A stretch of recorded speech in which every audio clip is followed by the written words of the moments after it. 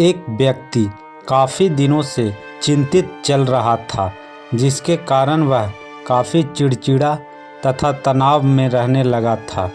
वह इस बात से परेशान था कि घर के सारे खर्चे उसे ही उठाने पड़ते हैं। पूरे परिवार की जिम्मेदारी उसी के ऊपर है। किसी न किसी रिश्तेदार का उसके यहाँ आना जाना लगा ही रहता है।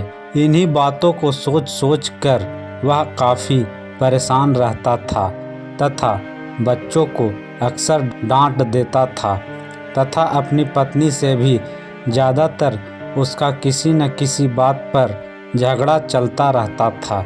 एक दिन उसका बेटा उसके पास आया और बोला, पिताजी मेरा स्कूल का होमवर्क करा दीजिए। वह व्यक्ति पहले से ही तनाव में था तो उसने बेटे को डांट कर भगा दिया, लेकिन जब थोड़ी देर बाद उसका गुस्सा शांत हुआ तो वह बेटे के पास गया तो देखा कि बेटा रोकर सो गया है और उसके हाथ में उसके होमवर्क की कॉपी है।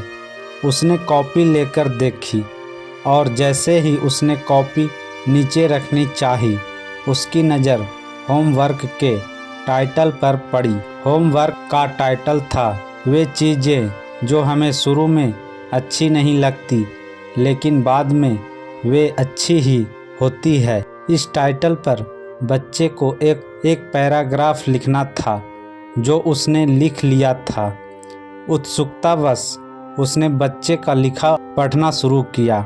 बच्चे ने लिखा था, मैं अपने फाइनल एग्ज़ाम को बहुत धन्यवाद देता हूँ, क्योंकि शुरू में तो ये बिल्कुल अच्छे नहीं लगते लेकिन इनके बाद स्कूल की छुट्टियाँ पड़ जाती है और मैं खराब स्वाद वाली कड़वी दवाइयों को बहुत धन्यवाद देता हूँ, क्योंकि शुरू में तो ये कड़वी लगती है लेकिन ये मुझे बीमारी से ठीक करती है। और मैं सुबह सुबह जगाने वाली उस अलार्म घड़ी को बहुत धन्यवाद देता हूँ जो मुझे हर सुबह बताती है कि मैं जीवित हूँ। और मैं ईश्वर को भी बहुत धन्यवाद देता हूँ जिसने मुझे इतने अच्छे पिता दिए, क्योंकि उनकी डांट मुझे शुरू में तो बहुत बुरी लगती है लेकिन वो मेरे लिए खिलौने लाते हैं, मुझे घुमाने ले जाते हैं और मुझे अच्छी अच्छी चीज़ें खिलाते हैं। और मुझे इस बात की खुशी है कि मेरे पास पिता है, क्योंकि मेरे दोस्त सोहन के तो पिता ही नहीं है। बच्चे का होमवर्क पढ़ने के बाद वह व्यक्ति जैसे अचानक नींद से जाग गया हो, उसकी सोच बदल सी गई। बच्चे की लिखी बातें उसके दिमाग में बार बार घूम रही थी, खासकर वह लास्ट वाली लाइन। उसकी नींद उड़ गई थी। फिर वह व्यक्ति थोड़ा शांत होकर बैठा और उसने अपनी परेशानियों के बारे में सोचना शुरू किया। मुझे घर के सारे खर्चे उठाने पड़ते हैं, इसका मतलब है कि मेरे पास घर है और ईश्वर की कृपा से मैं उन लोगों से बेहतर स्थिति में हूँ जिनके पास घर नहीं है। मुझे पूरे परिवार की जिम्मेदारी उठानी पड़ती है, इसका मतलब है कि मेरा परिवार है, बीवी बच्चे हैं और ईश्वर की कृपा से मैं उन लोगों से ज़्यादा खुशनसीब हूँ जिनके पास परिवार नहीं है और वो दुनिया में बिल्कुल अकेले हैं। मेरे यहाँ कोई न कोई मित्र या रिश्तेदार आता जाता रहता है, इसका मतलब है कि मेरी एक सामाजिक हैसियत है और मेरे पास मेरे सुख दुख में साथ देने वाले लोग हैं। हे मेरे भगवान, तेरा बहुत बहुत शुक्रिया।